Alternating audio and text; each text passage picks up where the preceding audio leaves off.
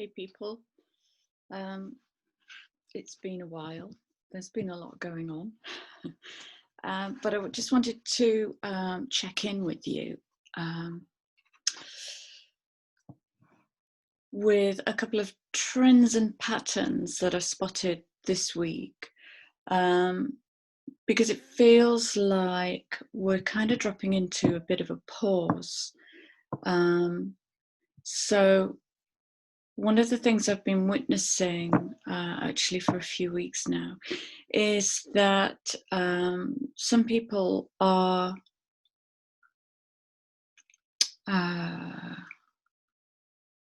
kind of downloading aspects of self from way out.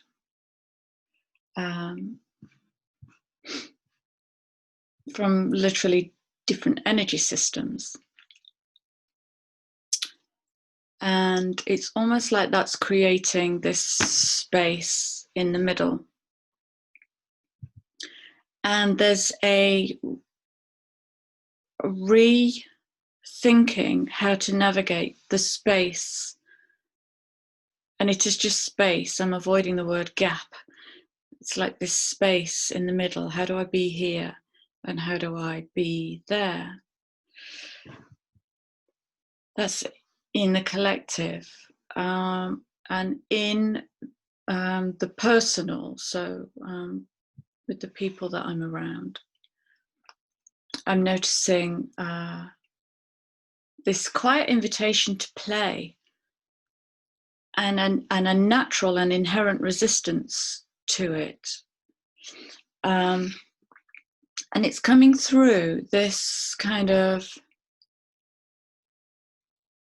it's like a rejection of our messiness. It's like a rejection of our messiness. And kind of this, positive mental attitude, PMA thing that for me, it's just an opinion, has got a little bit out of hand. And what I see it's causing when people quote PMA to me is actually an avoidance of the depth of the soul. Okay, so remember when I did this, and as beings of light, we can traverse all the way up and all the way down. We can be where we want on that infinity loop. But there seems to be this kind of, but I don't want to be down there because it's a bit messy and it's a bit dark. So I'm just going to keep going up, and I'm going to keep going up, and I'm going to keep going up. And so I think PMA is fantastic for, I have a choice, and today I choose insert word here. It's great for that. So I think there's a level of self-governance that needs to come in here of, am I avoiding anything in this reach up? So if I'm avoiding anything in the reach up, then what am I disowning in the depth of me? Or what am I shaming or hiding in the depth of me? So there's got to be a certain amount of honesty there. So I've just captured kind of three things. Is the avoidance of messy. I want to create, but actually I haven't tuned in. I don't really know what I want, but I've got this urge to create.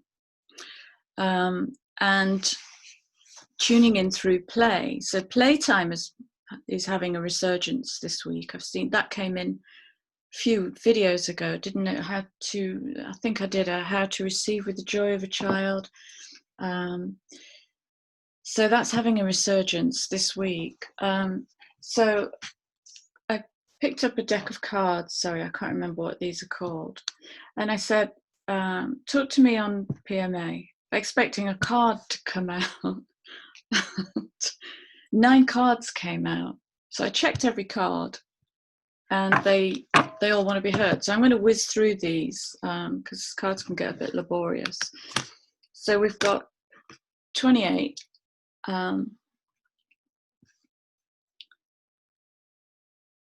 Ocean of emotion, okay? Find a safe space to express your true feelings. So where do you do that? Ask yourself that. Where is it safe for you to express your real feelings? And when I say express your real feelings, kind of without having to tidy them up or sanitize or make them polite.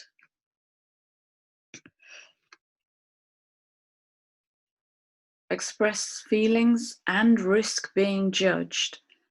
Yeah, I've seen that really clearly this week. And risk being judged. Okay.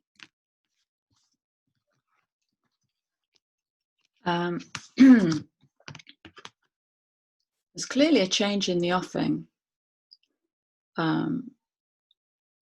So this makeover thing is, what if I can fully express myself? What if I can express myself, tune in, manifest in the world, and not worry or shame or detach from,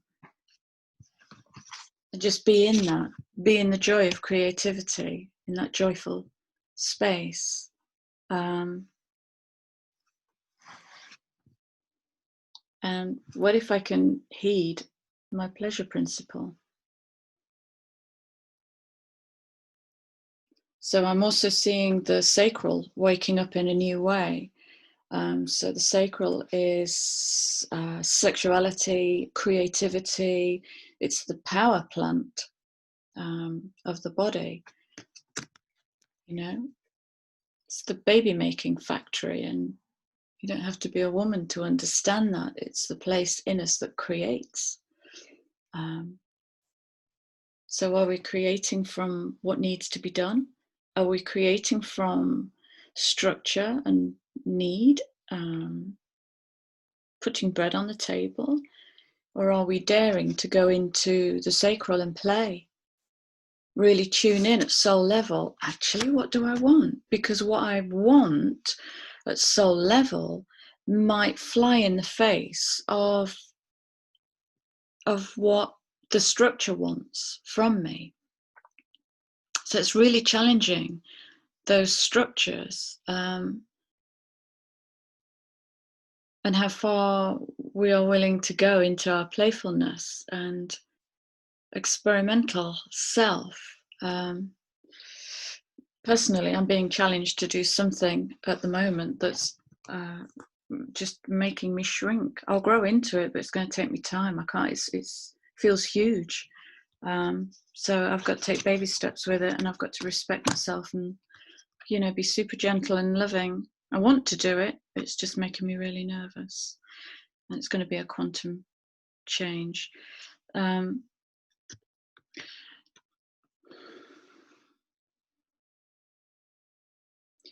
in your life genuinely honors you? Genuinely holds you, uplifts you, honors you, can meet you at heart level, can meet your joy and your ecstasy, and meet your sorrow and your grieving and your rage, because a lot of grieving coming out in the system, in the collective, an awful lot of grieving coming out. And I love this. This is like the new energy of the Knights of the Round Table. So, you know, when you look at that with that,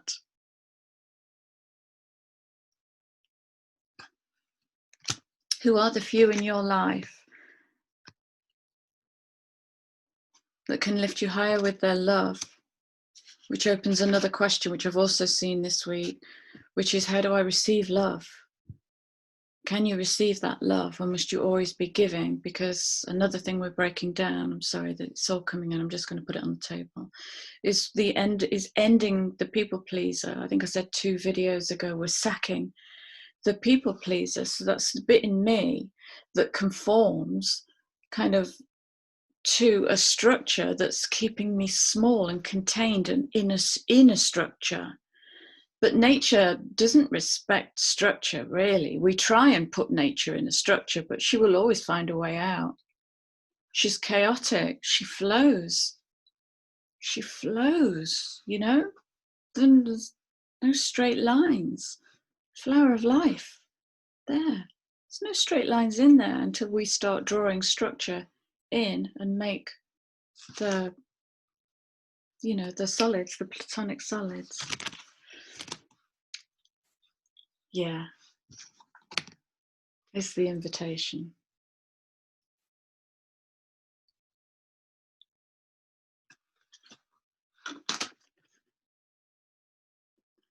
Boldly expressing our uniqueness. My uniqueness might piss you off. Your uniqueness might trigger me. Can we willfully disappoint in the expression of our own uniqueness?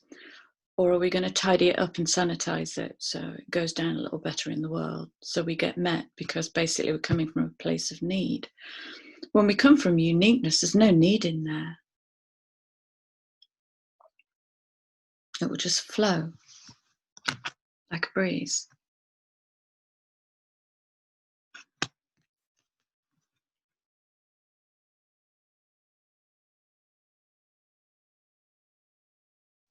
So fostering an intention to incarnate in this dimension is practically grounding often. Again, I'm still having to ground often.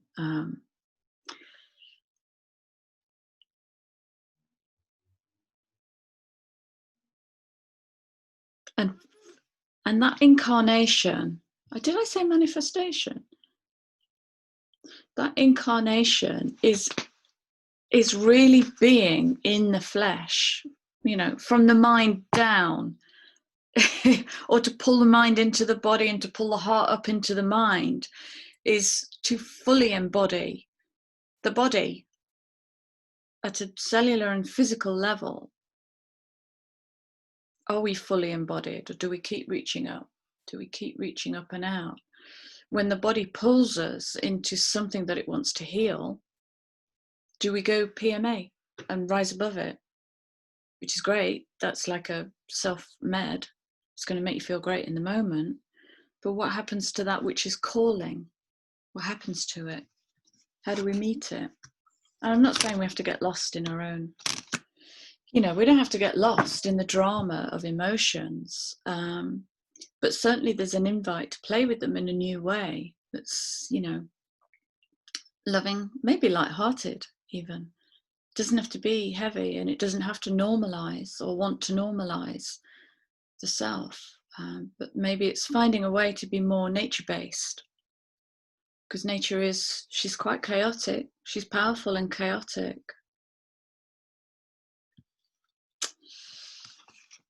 How many powerful, chaotic people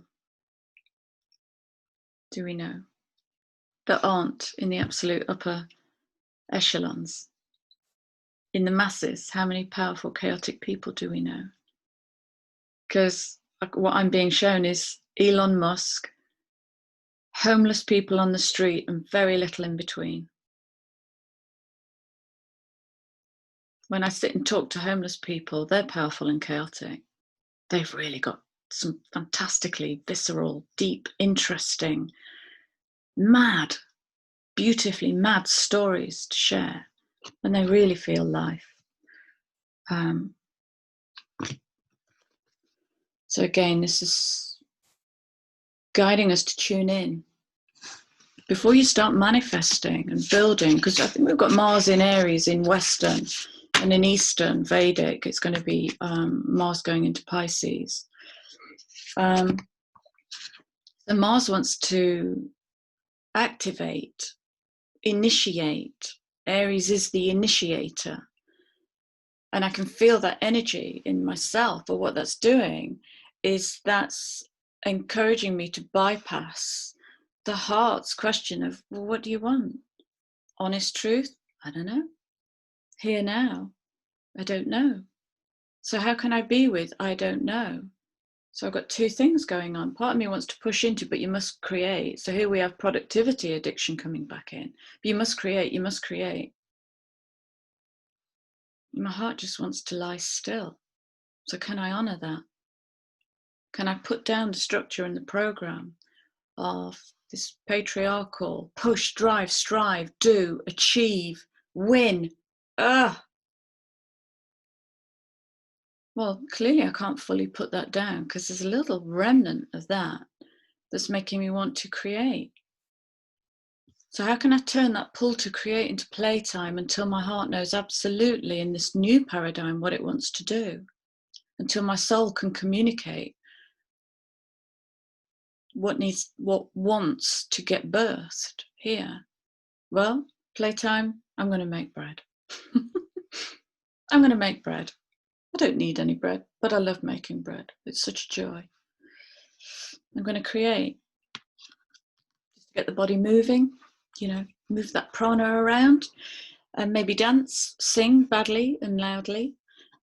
Just fun, meaningless joy until my heart can clearly communicate and I can clearly listen to what it is I truly desire to build, make in the world.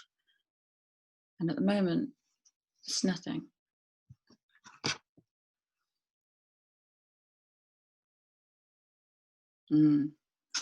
Oh, wow. Are we addicted to this? Do we seek the reward? Has there got to be like an end game? Why have we got to keep pointing ourselves towards something?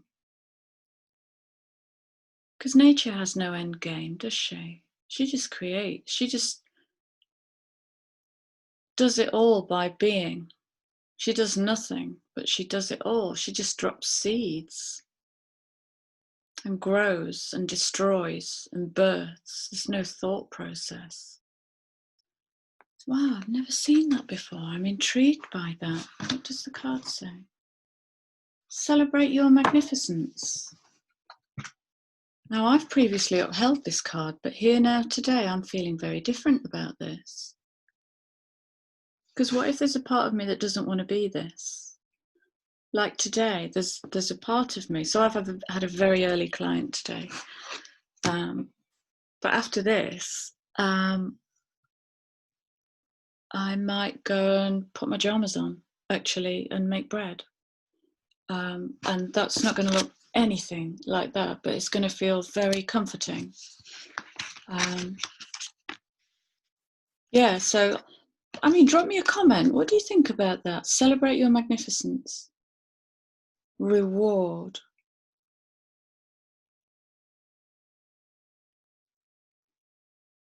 Is that another teat that we feed on? Is that another addiction? Risk and reward.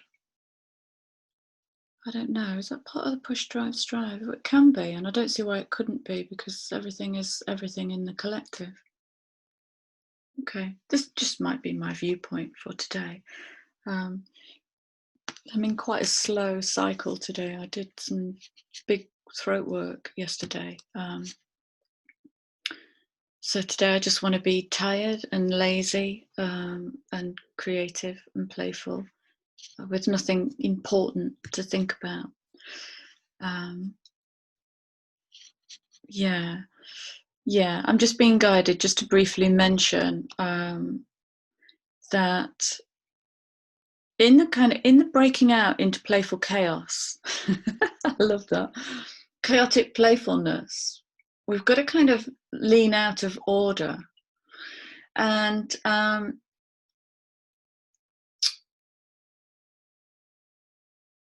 so when we move out of order and dare to step into chaos, then we learn how to be messy. And one of the most interesting conversations I've had this week is about the menstrual cycle. And it was such a beautiful,